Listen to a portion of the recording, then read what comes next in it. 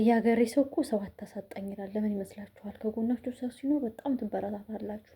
ነገር ግን ሰው የለኝም ብሎ ደግሞ መሞት በጣም አደገኛና ጃንጀረስ የሆነ ነገር ነው። በተለይ ህሊናችሁ ጥያቄ ያፈራባችኋል። እኔ አለሁ የሚለኝ የለኝም፣ እኔ የሚያግዘኝ የለኝም፣ እኔ ከጎኔ አንድ አጋዥ እንኳን የሆነ በርቺ እንኳን የሚለኝ ነገር የለም የምትሉት ነገር አለ እና ያ ነገር ደግሞ ምን ያህል ከአላማችሁ ወደኋላ ያስቀራችኋል። አሰላሙ አለይኩም ወራህመቱላሂ ወበረካቱ። ውድና የተከበራችሁ የቻናል ቤተሰቦች እንዴት ናችሁ? ደህና ናችሁ? ሰላም ብያለሁ። እንግዲህ የሚባለው ምንድነው እህት ጥሩ ልብ ያለኝ ሴት ነኝ። ፈልጌው ወይም በጥረት ያመጣሁት ሳይሆን አላህ የሰጠኝ ብዬ የማምነው ጥሩ ልብ ያለኝ ሴት ነኝ። ግን ያላመንኩበትን ነገር እንዳደርግ ካስገደዳችሁኝና ድንበሬን እንዳለፋችሁ ከተሰማኝ ማለት ነው የዓለማችን ደረቋና ግትሯ ሴት ማለት በቃ እኔ ነኝ። ስለዚህ ጠንቀቅ እያላችሁ አባይ ለዘዶ ባፍ ይቀድማል አምኖ መከዳት እንዴት ያማል ወርቅ ያበደረ ደርሶታለት እንዴት ይችላል።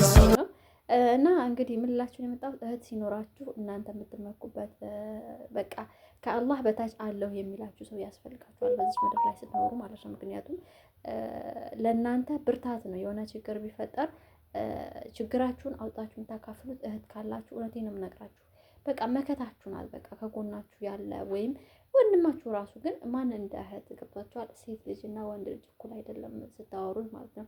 ሴት እንደ ራሳችሁ ሆናችሁ የምታወራት በቃ እዛው ከጎናችሁ ያለች በቃ የእናንተው ከእናንተው የወጣች የእናንተው አጋር እንደው ታላቃችሁ ከሆነች ልክ እንደናንተ ቆጥታ ገጽታ እንዲሁም ደግሞ ጥሩ ነገር ከሆነ አበረታታ ያን ነገር ታልፋለች ማለት ነው። የተበላሸ ነገር ከሆነ ደግሞ ይሄ የቴ አይደለም እንደዚህ መሆን አለበት በርቺ ጠንክሪ ነገር ስላደረግሽ ነው የሚስተካከለው የሚላችሁ ሰው ሲኖር ከጎናችሁ በጣም ትበረታታላችሁ ትሄዳላችሁ ማለት ነው። ግን አሁን አንዳንዴ ምን አለ መሰላችሁ እኔ እህት የለኝም ወንድም የለኝም የሚያግዘኝ የለኝም በጣም ብዙ ምክንያቶች እንደረደራለን ለራሳችን። በጣም ጎበዝ ደግሞ ልጆች አለን የራሳችንን ወደኋላ ጥለድዛ ነገሮችን በራሳችን ተነሳተን ጥሩ ደረጃ የምንደርስ ልጆች አለን። በጣም ሰክሰስፉል ከሚባሉ ደረጃ የምንመደሞች አለን እና እሱ ነገር ከጥረት ነው የሚመጣው እና ከዱዓ በጣም በተለይ ዱዓ የሚያበዛ ሰው ወላሂ ለአዚም ነው የምላችሁ ምንም ኪሳራ የለውም በዚህ ምድር ላይ። እኔ ኪሳራ የሌለው ነገር ብትሉ ዱዓ ነው። ምክንያቱም እናንተ ባላሰባችሁበት መንገድ ህይወታችሁ ነው የሚቀየረው ባልጠበቃችሁበት መንገድ ማለት ነው። እና ሁሌ ብትለፉ ብትደክሙ አላህ በረካ ረድኤት ካልከተተበት በስተቀር ምንም አይነት ነገር የለም። አንዳንድ ሰዎች አሉ ደግሞ ከመንገዳችሁ ላይ ዳር ላይ ቆመው እንቅፋት የሚሆኑ ሄዱ ስትሏቸው የሚመለሱ አጣናቸው ስትሉ እየተመላለሱ ህይወታችሁ ላይ በጣም ውስብስብ የሚያደርጉባቸው ሰዎች አሉና ከእነሱ ሰዎች አላህ ይሰውራችሁ። እኔንም አብሮ ይሰውረኝ። እውነቴን ነው የምነግራችሁ። በጣም አስቸጋሪ ነው እንዲህ አይነት ሰው ማለት ነው። ወይ አይሄድም ወይ አይመጣም ለህይወታችሁ በቃ እንቅፋት ሆኖ ከህይወታችሁ ላይ የማይነቀል ሰው ቡዳ የሆነ ነቀርሳ የሆነ ሰው አለ። ስለዚህ እሱን ደግሞ አላህ ያንሳልን ነው የምለው ማለት ነው። የእህትነት ትልቅነት ልነግራችሁ የመጣሁት ብዙዎቻችሁ እህት ስላላችሁ ከጎናችሁ ታውቃላችሁ ማለት ነው።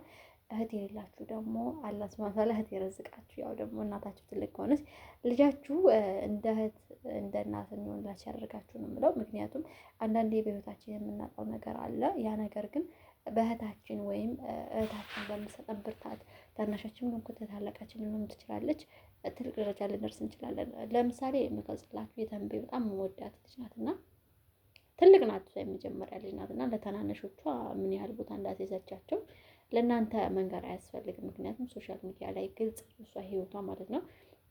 ነፂን እንዴት እንዳረሰቻት እንዴት እንደዳረቻት ማየት እንችላለን። እንዲሁም ደግሞ ብሩኬን እንዲሁም ደግሞ ይሄን ወንድሟን ማነው ስሙ ብዙም አልይዘውም ኤፍሬምን እሱን ራሱ ያጎቶቿን ያክስቶቿ ልጆች አይደለም ለስጋዎቿ ለአክስቶቿ ለአጎቶቿ ልጆች ያላት ነገር በጣም የሚበረታታና የሚደነቅ ነው። እሷን እንደ ምሳሌ የጠቀስኩ እንጂ አሉ በጣም ጎበዞች አሉ። ደግሞ በዛው ምትክ ደግሞ አሲድ የሆኑታቸው ወይም ወንድማቸው ቢያደግ የማይወድ እነሱን ደግሞ አላህ ልቦና ይስጣቸው። በነገራችን ላይ ሰው ሲበድላችሁ አትርገሙ። ወላሂ ነው የምነግራችሁ።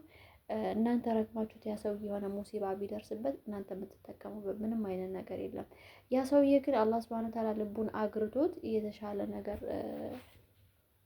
ታገኙ ይሆናል እናንተ ማለት ነው።